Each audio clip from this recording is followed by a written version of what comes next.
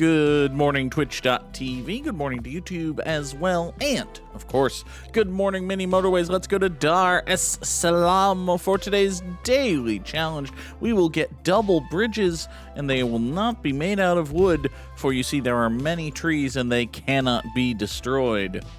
That'll be fine. We've got a nice little avenue of foliage going in here into this red business. We're off and rolling. So, friends, sometimes in my work, my line of work, sometimes you're on a job and the attorneys just don't like each other. They're yelling, they're bickering, talking over one another. They're objecting to things that, yeah, might technically be objectionable, but aren't really like big deals. And, you know, there might be a little professional courtesy to just let some stuff go, and they decide, nah, I'm just going to object anyway. Sometimes it's like that. And sometimes you're on a deposition that lasts just forever. Starts at 9, ends at 5. You know, they're going for hours at a time. They take a lunch break, and it's interminably long. It's interminably long. And sometimes you're on a deposition where there are 200 possible documents, all with confusing names and titles that counsel wants you to bring up right this very damn moment. And also, they can't get their own notes straight, so they're giving you the wrong codes for their confusingly named documents. And sometimes you're on a job where the central matter of the case has people yelling at each other and shouting profanities and screaming slurs in multiple languages at one another. Up until yesterday, I had never been on a case where the attorneys didn't like each other. They were objecting for no good reason. There were 200 documents with confusing names that counsel kept referring to by the wrong names. And it was all about people yelling at each other and using inventive, creative, multilingual slurs. Until yesterday, I had never had all of those things happen at once. But you know what? Every day is a new adventure. So we got off the record at like 5, and we didn't get off the Zoom call until like 5:30. And this was after having been on said call since 8 in the morning, after not having... Hear ye, let the record show that this viewer was here first. After not having a particularly good night's sleep Monday night going into Tuesday. Samurai Sam was here first. Good morning, Sam. So I was tired. And when we get off the call, there's like a file that has to convert, and it is a thing. Like, even after you get off the call, you can't really start turning in the job until like an hour and a half goes by at least. And I was tired, and I didn't want to do anything. So I said, F this, I'm going to bed. Even though by the time I made the decision, it was like 7 o'clock. I went to bed at 7 o'clock last night. And I said to myself, best case scenario, I'm a lot tired right now. I'm just going to take my melatonin, lay my head down to sleep, and zonk out until like 4. Best case scenario, I'll sleep until 4 tomorrow morning. I'll have an early morning, but not like an obscenely early morning. It'll be fine. I'll make a nice healthy breakfast. I'll take my time in the shower, just, kill a little bit of time in the morning, but also get a good night's sleep. Worst case scenario, I said to myself, I sleep until like 11, and then I wake up before midnight, can't get back to sleep, wind up wasting the night, and have to deal with having been up since 11 o'clock at night the next day. In case you're not reading Sam in the chat, well, Sam already knows how this went. I have been up since 11 o'clock last night because I went to bed at 7 and I woke up at 11 and I couldn't get back to sleep. And I did have, a restful, a nice relaxing morning shower and all that. But, yeah, good fun time had by all, as is always the case. I was going to traffic light these, but there's no reason to do that. We can just divert the yellow road down here. Well, okay, now there's a reason to do this, you see. Now there's a reason to have a dark blue road that comes down here and uses this path. So with that being the case, we can probably maybe come up this way and then have this be a PCTL. Yeah, we can come up this way and have that be a PCTL. There you go. No, I don't have much planned for today, Sam. I'm just working 2 jobs, one of which involves training someone.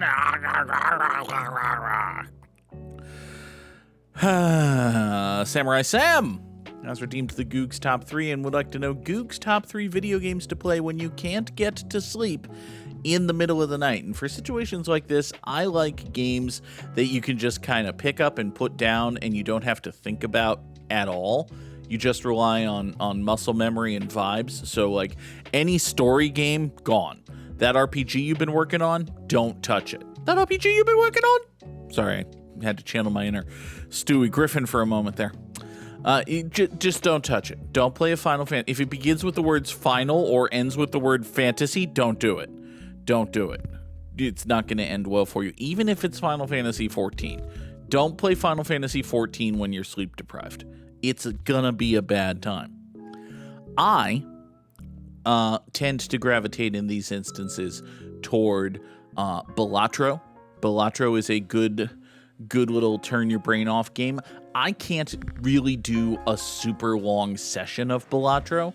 Like if I have to kill 3 hours playing only Balatro, like I can do it, but by the end of it, I'm gonna be gnawing at my wrists or something. It's not gonna be overly pleasant for me to play nothing but Balatro for 3 consecutive hours. So you can do that, but maybe don't.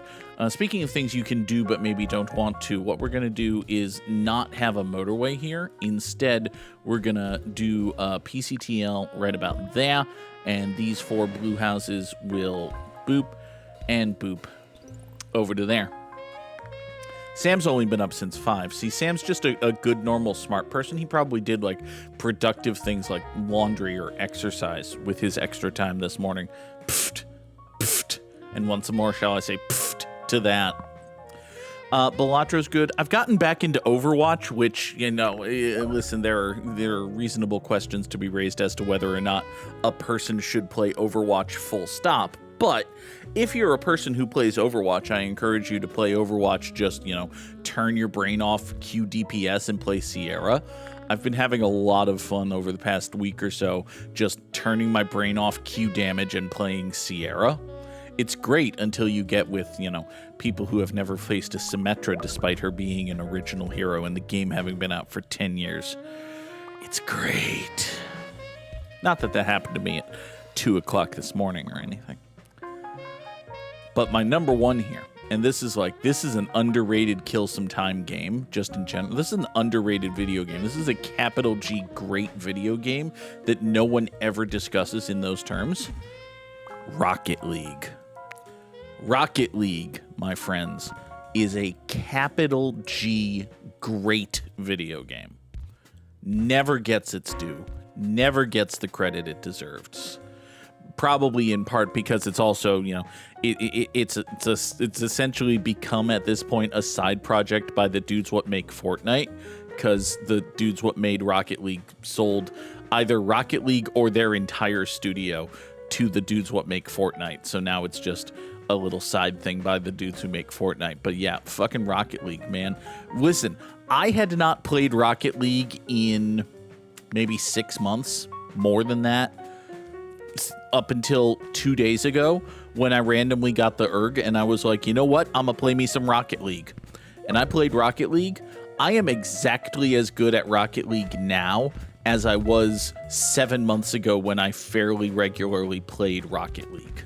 Like the last time I invested serious time and effort into playing Rocket League, I was as good then as I was late last week when I picked up Rocket League for the first time in months.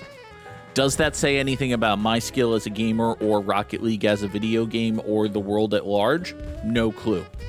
I'll leave that to better, smarter, decenter people than me. But Rocket League, an excellent video game. Capital G great game. Available now on the Sony PlayStation 5 for exactly $0.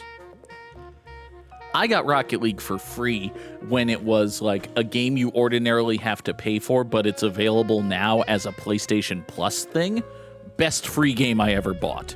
Now, several years later, they just give Rocket League away because, hey, that's the model that made Fortnite a fuckload of money. Maybe it'll work for Rocket League. And I don't know, man. Does it work for Rocket League? I have no idea. The fact that Rocket League is still a going concern indicates that it is probably a profitable enterprise, but I don't know. My point, as always, is that you should play Rocket League. The World Cup just ended. People like soccer. What are you going to do? Watch MLS? Pfft, fuck that. Play Rocket League. It's soccer, but with rocket cars. Come on. What more do you need in a video game or indeed any entertainment media? Can you think of one piece of media that would be made worse by the addition of soccer with rocket cars? Like, what if you're reading Sense and Sensibility, and then every now and then they have a break where they just go to a tournament of people playing soccer with rocket cars? That would be better. You're reading The Martian, and the fucking Matt Damon's guy, whatever his name is out there being Mark Watney Space Pirate. I remembered his name because I remembered a bit. What if Mark Watney Space Pirate also rigged up a little way to play Rocket League with NASA? That would have been cool. Oh, God. All right. So we got to figure out a way to get some sort of dark blues, probably these dark blues, because they're presently doing exactly nothing. Yeah, these dark blues got to get down here into this thing, which is going to be fun. You know what we're going to do? We're going to do this, and we're going to do a thing and an off-ramp, and I don't even have a traffic light. Man, that's a shame, because if I had a pair of traffic lights, I'd put me a traffic light here and a traffic light here, and that would all be perfectly cromulent. Those TLs would be PC, damn it. All right. This yellow will go this way. Get back up here, serve this business. That's probably gonna be fine. Oh my God, I'm already burping yawny. It's me. I'm burping yawny. No, that's incorrect. Don't encourage me. Ever. Blanket statement. Evergreen request. Don't encourage me. Also, title of the episode, don't encourage me. I've already got 2 bridges and two motorways. I just expressed a desire for traffic lights, so let's have them. We'll do a traffic light here and a traffic light here. It'll be fine. Open a notepad document, jot down the funny thing you said. Don't encourage me, title of the episode. God. I want a Hot Pocket and a can of Coke Zero. Sadly, in order to have a Hot Pocket, I would have to take the time to get up and go microwave it, and I'm presently busy, what with the streaming and all. And I don't have any Coke Zero in the house. I have Pepsi Zero, which is like Coke Zero, but Pepsi. It's like if Coke Zero was unfathomably worse. It's like if Coke Zero was just awful and hated you. I have Pepsi Zero. Samurai Sam would like to remember Shea Hillenbrand, a proto-Will Middlebrooks, if you will. Shea Hillenbrand was a promising young Red Sox prospect, third base type dude. I remember one time the Red Sox played this stupidly long extra inning game, like 18 innings or something. And the Red Sox won on a walk-off home run by Shea Hillenbrand. 'Twas a good game. Sam was at that game. True fact about Samurai Sam. Sam was at that awesomely memorable game where the game lasted for fucking ever. This was back in the days before the zombie runner. Shea Hillenbrand hit a walk-off homer. I don't really remember much of anything about Shea Hillenbrand other than that. He was honestly, if you remember Will Middlebrooks as a Boston Red Sox player, you basically remember Shea Hillenbrand. Like, they weren't the exact same player. I think Hillenbrand had a little bit more power and was a little less charismatic, and then went to the Diamondbacks and was a little more of a first baseman type for a while after he eventually just kind of wasn't very good with the Red Sox. He was, like, fine for a while. The Red Sox weren't great when he was around, but, you know, that wasn't entirely his fault. It was also kind of his fault. He wasn't, like I said, he wasn't great. You know, it's not like the Red Sox were in dirt worst last place because they gave Shea Hillenbrand 20 at-bats a season or anything, but to the best of my recollection, they wanted him to be their good and forever long-term third baseman guy, and he wasn't good enough to do that. So they eventually gave up on him and traded him to the Diamondbacks for a bucket of baseballs or something. I don't know how he wound up on the Diamondbacks, but he wound up on the Diamondbacks, and then he kind of bounced around, and then he retired, and then he didn't do anything because he hadn't had the same kind of extracurricular luck as Will Middlebrooks, wherein he, you know, shacked up with Jenny Dell and wound up becoming Nesson's color commentator, and now she's just back every now and then, and it's not awkward at all that she got fired from Nesson for boinking a player while he was an active player, and she was a reporter for the team, and that's not a thing you should do. It's not a thing you should have done, but hey, they got married and had kids, so I guess it worked out, right? Like, there were scurrilous rumors about a different reporter and a different player, which I won't repeat because I don't know if those rumors were ever confirmed. But that's not a thing you should do. That's not a thing you should do. If you're gonna do it, at least it's like it's a little bit better if it's like, well, you know, one true love and soulmate, and this is the person I'm gonna make a family with and all of that. So it's probably like they're decently happy with how it worked out, but at the same time she got fired and deserved it. So, you know, I don't know, man. Speaking of things to which I don't know how or if we're gonna save this light blue business, but we're sure as hell gonna try. We're going to take these and we're going to draw them going over that away. Also, I think I hit this drop already, but just in case I didn't, we're going to say 2 words and then we're going to hit a drop and then we're going to unpause and talk about mini motorways in that order. You ready? 1, 2, 3. Jenny Dell. Let's unpause and talk about mini motorways. It's a video game. We got these 2 light blues here. So my plan is that these come down here and the light blues get into that business and, well, no. That is not a thing that happened. So that's unfortunate. 1,281 commuters over 72 days doesn't feel like... Listen, I know there were woods involved. That doesn't feel like a great score. As top 45% in the world. Yeah, it's not particularly... It's not impressive, is what I'm getting at. Drop those slams in the chat if you got them, or just type the code for Sam and it doesn't work for whatever reason. Interesting. Let's bring in our good friend, the Wordle. That is not my good friend, the Wordle. That is the dip to black scene. Why do I have it? Well, I suppose it's good to have a dedicated dip to black scene. Here, you want to see me dip to black for a second?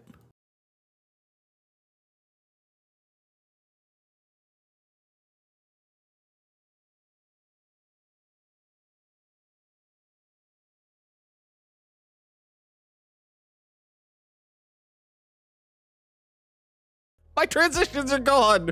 Ah! Fuck. Son of a bitch. I hit the fade button and it didn't come back and the button wasn't there. I scared myself. The Wordle today is black. As in, don't dip to it if you don't know what you're doing. Wow, it's almost like I'm sleep deprived or something. It's almost like I'm running on 4 hours of sleep that ended 8 hours ago or something. If only that could be the case. Let's see here. So there's an L in the word. We know it's not olive because L is the second letter in olive. The Wordle today is louse. It could be louse. There's absolutely nothing saying it's not louse. I saw that O go green and my eyes went real wide. Like real wide. Like how the hell did I pull that out of my ass kind of wide? I did not, in fact, pull that out of my ass. If you ever pull a louse out of your ass, you need to see a doctor. Possibly multiple doctors and an exterminator. If you ever pull a louse out of your ass, that is a get to the emergency room kind of situation. Just so we're clear. Let's see. It can't be large because we know there's no E. It can't be lousy because we know there's no U or S. It could be loppy, as in, you know, you take your pruners and you go out near the forest and you just get all loppy. You snip some branches. No? All right, fine. Well, that means it's not loopy because there's no P. It could be loony. Could absolutely be loony. Maybe there's a second O involved. Could there be a second O involved? There was not, in fact, a second O involved. Unfortunate. It could be lordy. You know, lordy, someone's turning 40, that sort of thing. Oh, my lordy. No? Okay, fine. It could be lorry. It could be a British semi-truck. Could it be a British semi-truck? It is, in fact, an British semi-truck. Hooray! The wordle today was lorry. Let us get rid of the don't tell me the answer text, because once more, if you know the answer, you should tell me the answer as we go to Time Guesser. This gentleman here is very excited about the potential future of time guessing. If, of course, I was a person who recognized flags, this would be helpful. I'm not. So, we have Stag Lagerbier. Good for you. You're very excited with your bottle of Stag Lagerbier. What do you have here? This is street.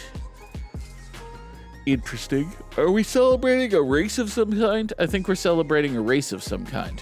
Possibly one with automobiles. Okay. All right, fine. It's not immensely helpful. TT dollars, eh? Hold on. In what places do you pay with TT dollars other than strip clubs? Like, I understand. Okay. Would that be countries that start with T? Turkey, Turkmenistan, Taiwan, Timbuktu. And I don't think we're going to get anywhere with countries that start with T. Tunisia. It's another country that starts with T. All right. So for 150 TT dollars, you can get a pair of sandals, which tells me that a TT dollar is not terribly valuable. Like, just because it's all crumpled up and has been in a lady's cleavage, does that mean a TT dollar doesn't spend as well? Oh, God. All right, fine. What else do we have here? We got a no entry sign. We got a different sign I can't read. We got two more signs I can't read. We got a fancy church. I'm a fan of your fancy church here, folks. Man, I wish I was a person who recognized flags, because this is a dead fuck off giveaway that I'm just not getting. Well, let's try to figure out a year. Let's piece together a year from Mr. Sergeant Shirt, I guess. I don't know what your deal is. I don't see anyone in, like, brandishing super modern phones or nothing. But, you know, we've got reasonably good quality photography. Oof. And again, I'll say oof. What about the cars here? These are very, like, most of these are very mid-2000s cars. This station wagon's a little bit older. We could be looking at, like, the 90s, I guess. All right. Fuck it. We are in. Good God. It's a good question. We are in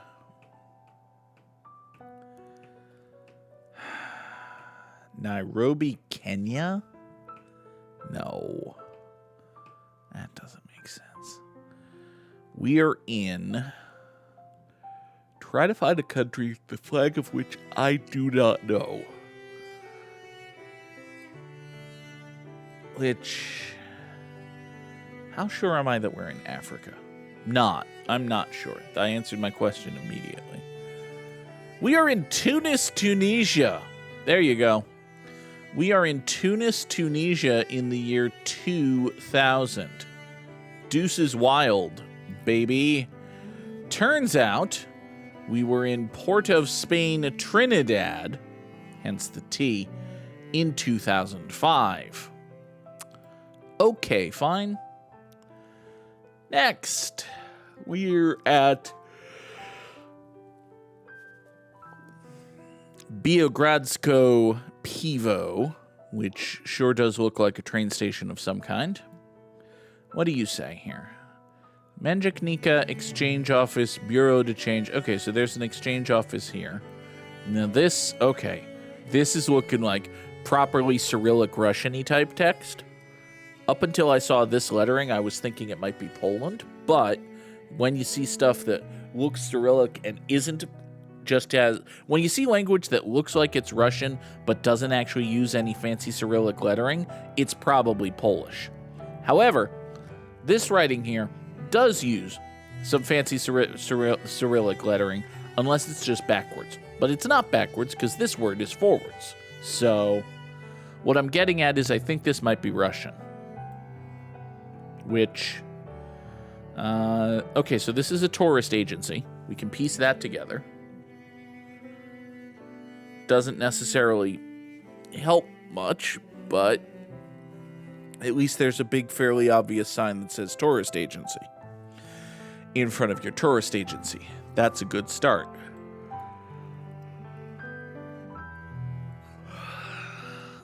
We've also got Pentacon cameras. Orwo film. This is the Robnin Kusana Biogod. Interesting. Filidali A Delambragu. Doesn't help. Alright, man. I don't know. We are in Moscow, Russia in 19 Dickety Dose? Wait, no. Maybe 19... 38? Could this be 1938 here in Moscow, Russia? Sure. Let's say that we are in Moscow, Russia in 1938. It turns out that that's Belgrade, which is in Romania. And this is 1969. Okay. I guess it makes sense that there wouldn't be a giant billboard for a camera company in the 1930s. Also, is Belgrade in Serbia? No, it turns out that Belgrade's in Serbia. Okay. Well, that's another poor result. Next, Boeing Aircraft of Canada Limited. Well, if I didn't know better, I'd say we might be in Canada here. So this is the Causeway Coffee Shop. You can also get your tobacco there. No parking is allowed in this area. It's a loading zone. Tell that to this car. Use Guys is loading up a truck with a thing. So we seriously, all we have to go on is Boeing Aircraft of Canada Limited. Okay. That's not horrendously helpful, fellas. Jesus, I can't stop yawning. And Samurai Sam can't stop subscribing. Thank you, Sam. 61 months in the Goog troop. Oh, jeez. This is I mean, it's Canada. The problem is Canada's big. Like, oh boy, we've narrowed it down to Canada. This says British Columbia. All right, fine. We are in Vancouver, British Columbia in 40? Sure. Let's go to Vancouver in British Columbia.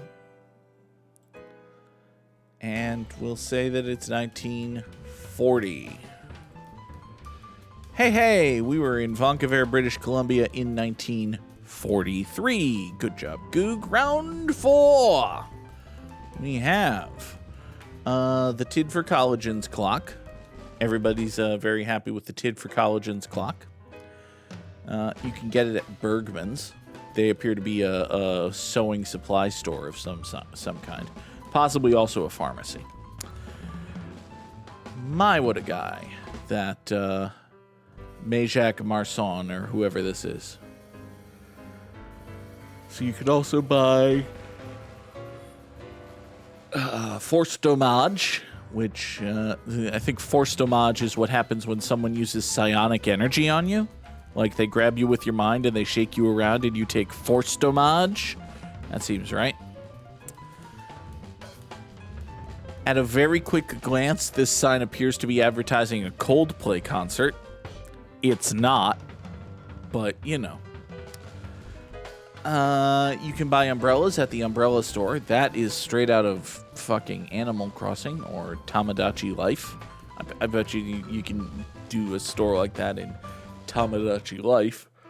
Oh my god. Stop yawning. Please stop yawning, Goog. You're doing a show. You need to entertain people, and people are not entertained by yawning. They are just made to yawn. Farg, Varlic, and Sick and Suck. I'm sorry, what?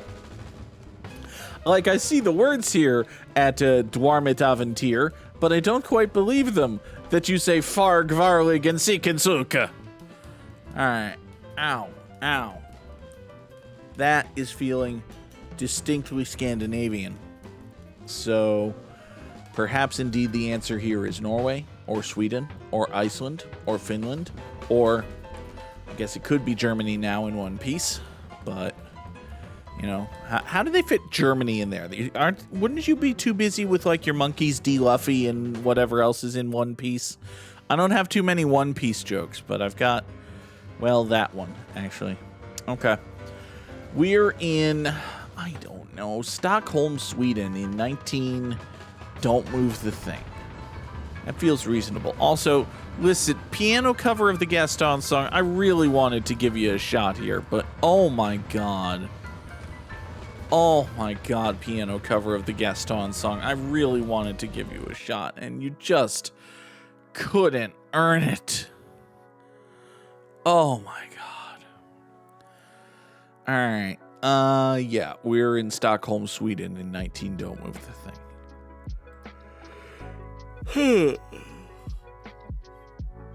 Turns out that was a pretty good guess. We are, in fact, in Uppsala, Sweden in 1959.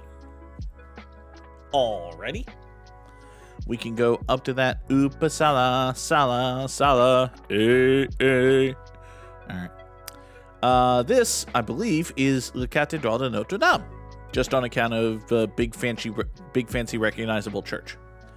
It could be like Westminster Abbey or a big fancy recognizable British church, but if I had a guess, I would say La Cathédrale de Notre Dame. However, this carriage here says Fifth Avenue, which is not, I believe, the street that the Cathedral of Notre Dame is on, and, more notably, is in fucking English. So, it creates a pause. It creates a pause, as does the general, like, procession of people in black. Okay, alright. So this is a procession of people in black in front of a big, fancy, important church in or near something that calls itself Fifth Avenue. I betcha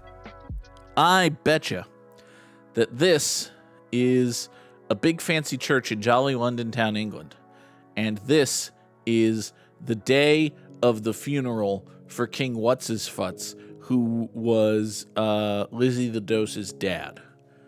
Lizzie the Dose was Queen of England for like 1,000 years, but I think she took the throne in like the 40s, like 1948 or something, maybe 1950. Maybe 1950. All right, fine. Let's go here. Wait, no. I think my mom has memories of there being a new Queen of England, which would mean that it's after 1950, because my mom was born after 1950. I could be wrong about that. All right, let's go to Jolly London Town. Let's find us a big old church. Probably, most likely, the Abbey in the City of Westminster. There you go. That one right there. That right there. That right there. You know what? You look at that, you look at that, you look at that, you look at that, you look at that, you look at that. It's like, oh, that kind of looks like that right there. Now, unfortunately, none of these are called Fifth Avenue, but, you know, a carriage can be labeled with a thing and go to a different place than a thing. So this is all well, good, and fine. Let's say, oh, goodness, we are at, actually, yeah, we'll say that we're at the Abbey place. So we're off to see the wizard, the wonderful wizard of being right about here. We are right about there in Jolly London Town in 1948. No, absolutely not. I should have read even more into the fact that the carriage said Fifth Avenue and put us on Fifth Avenue, which is in Manhattan, which of course is in New York. And then once you place yourself in Manhattan, then it becomes very easy to look around and say, oh yes, oh, this is very oldie-timey, herk the thing all the way to the left type shit. This is very herk the thing all the way to the left type shit, because you got the ladies with the fancy hats and the dudes with the top hats and such. But see, what had happened was I thought this might be Westminster Abbey just at a glance. That was my mistake, but I had that thought in my head, and then I saw like procession of primarily black-clad thing, and I was like, oh, that looks like a funeral procession. So what's a old British funeral I can think of? Oh, that time Lizzie the Dose became queen. That was forever ago. It turns out there's a significant difference in the scales of forever between 1903 and 1950 or whenever Lizzie the Dose became queen. So what I'm saying is I did bad in Time Guesser today. We barely got half of the allotted points. 25,698. Sadness and failure for me, the _Goog. Today, we need dingers. I very epically fumbled the last one. It didn't go well. We need dingers by an angel who's never been MVP, a giant who's never been MVP, a cub who's never been MVP, a shortstop from the AL West, and a shortstop from the NL Central. All right, let's start with an angel, presumably one from Los Angeles of Anaheim, or perhaps California, who's to say, who has never won the MVP. So that eliminates Mike Trout, that eliminates Shohei Ohtani, it eliminates Albert Pujols. It might eliminate Anthony Rendon, but even if it doesn't, I don't think he ever put up a single good season with the Angels. I don't think he was ever good for them. I think they got precisely dick out of Anthony Rendon.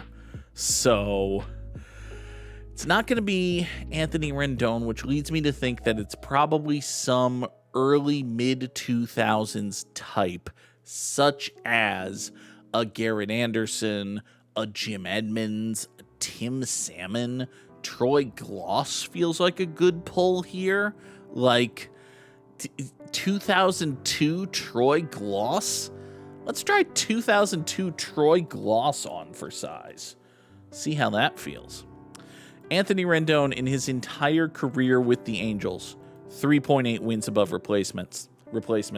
Troy Gloss in the year 2002 had 30 dingers, a damn fine score, although not as good as 2000 or 2001. Oh well.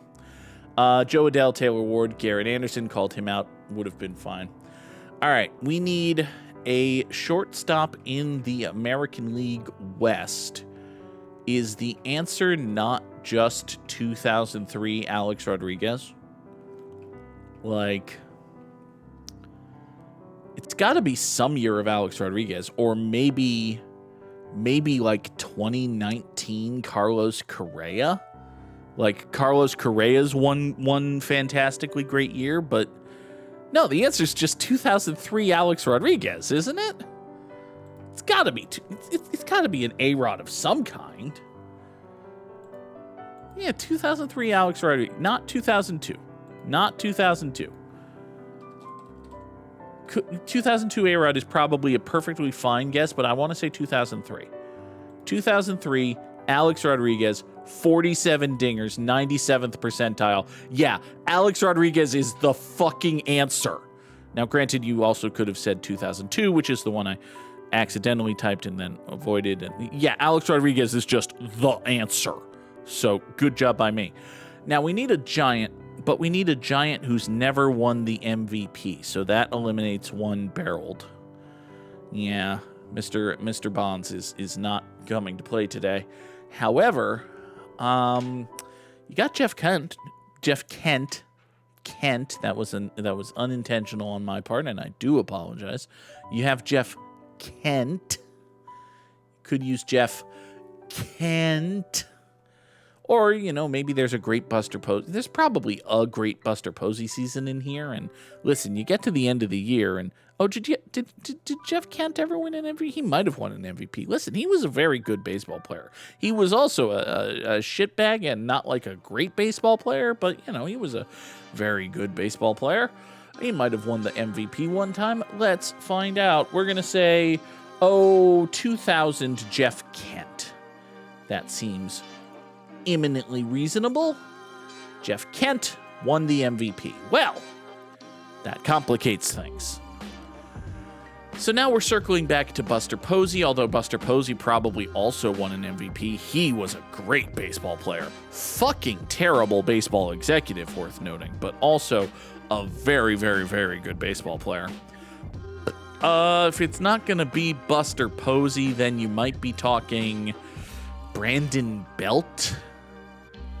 How do we feel about 2012 Brandon Belt? I'm going to try 2012 Buster Posey first, but Buster may well have won him a MIVIP. So we'll go Buster Posey. I'm actually going to say 2014. He has won the MVP. Okay, fine. In that case, we're going to say Brandon Belt. And I think we're going to go... Well, I'm just wrong about when Brandon Belt was good. I thought Brandon Belt was a guy who was like in his prime for the 2010 Giants and then contributed to the 2012 Giants and then was just cooked and was replaced on the 2014 Giants. It turns out I'm just entirely wrong about shit. So now I don't know what to say about Brandon Belt. Because, the one thing I remember is I think it was 2014 that Travis Ishikawa hit a walk-off homer at some point. So that doesn't feel like a Brandon Belt time. I'm probably thinking of a different time. There were definitely guys who were on the 2010 and 12 Giants who were not on the 14 Giants. That's just a thing that happens. Let's say 2015 Brandon Belt had 18 entire dingers. Fuck. Matt Williams. Matt Williams was a man who existed. There you go. You could have said him. Or Rich Aurelia or Will Clark. That's also fair and true. We need a shortstop in the National League Central over the past 45 years. This is also known as, which season was Elly De La Cruz great again? And I think the answer is just last year. I think Elly De La Cruz was great last year. So we're going to say Elly De La Cruz last year. Ellie De La Cruz last year had 22 home runs, which is a respectable number, although not an excellent one. And we could have gone with Bill Hall, Javi Baez, Barry Larkin. There's a couple of Willie Adames years here. Sam apparently has beaten me already with his score being a significant number greater than 117. Because listen, friends, I'm going to put up a big number here. A Chicago Cub who never won the MVP. In 2001, Sammy Sosa hit, not 2001, in 1998, Sammy Sosa hit 66 home runs and did not win MVP. That is the number we are going for here. Sammy Sosa in 1998 is the correct answer to this. What do you mean he won MVP? Oh, son of a bitch.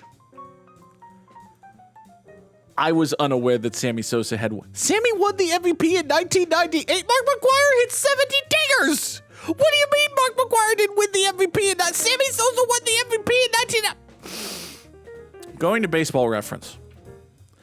Baseball Reference right now, we are relitigating the 1998 National League Most Valuable Player Award. We're doing this live. Sammy Sosa.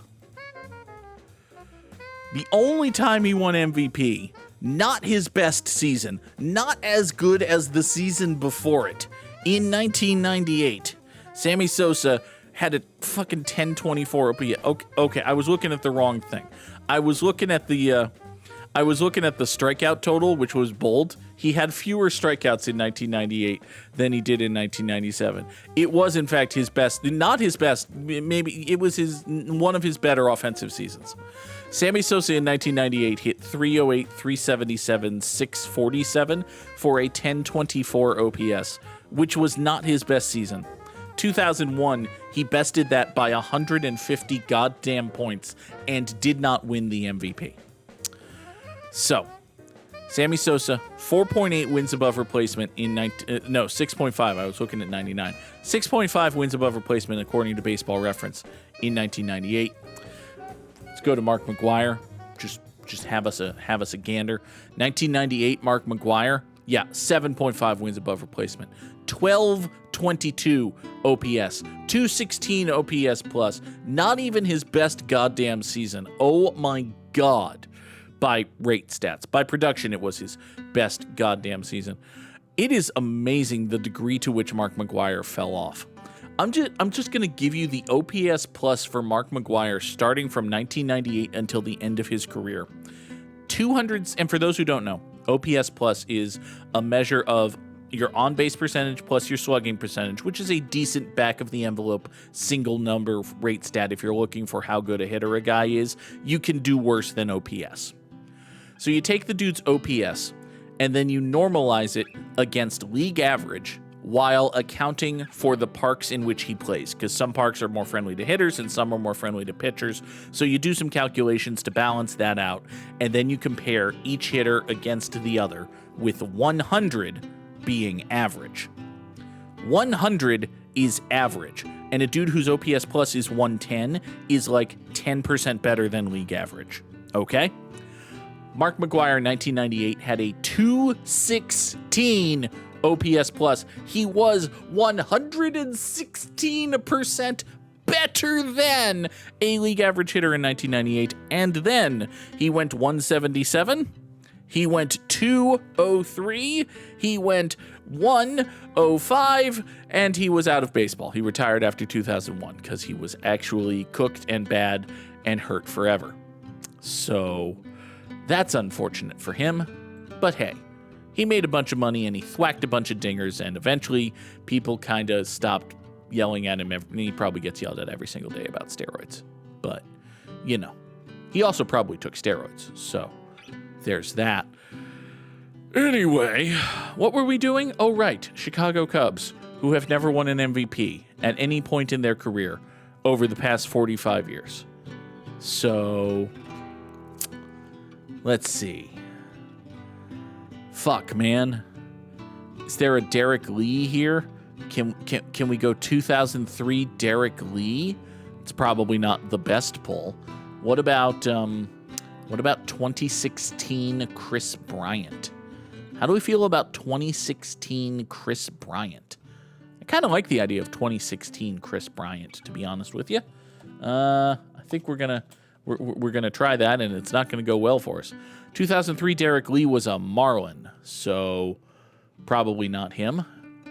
2016 Chris Bryant was his second year in the league, and I know he was good young, but maybe we want to think twice about using anyone from 2016. Maybe we want to, I don't know, just go with like 2024 Seiya Suzuki. How do we feel about taking a nice like 79th percentile shot with 2024 Seiya Suzuki? Speaking of dudes who fell off, well, Chris Bryant had like career nagging back injuries, didn't he? That's his deal. His back is ultra fucked. 2024 Seiya Suzuki, almost exactly what I said. 72nd percentile. He had 21 dingers. Derek Lee was the right answer. I just had the wrong time frame. It was 2005 for him. Or you could have gone with Moises Alou, Kyle Schwarber, or a couple of seasons from Aramis Ramirez. Sadness and failure for me, the underscore Goog. My grid beat a scant 29.3% of other grids. Folks, that is going to do it for us here today on Good Morning Mini Motorways. I am on some sort of verbosity bender, which will be great if it carries me through the rest of my workday, which is scheduled to start pretty much the moment I stop recording and scheduled to end at approximately 6:30 tonight. So, yeah, that's probably not actually good. It'll be fine. Have a good day, everybody. Goodbye.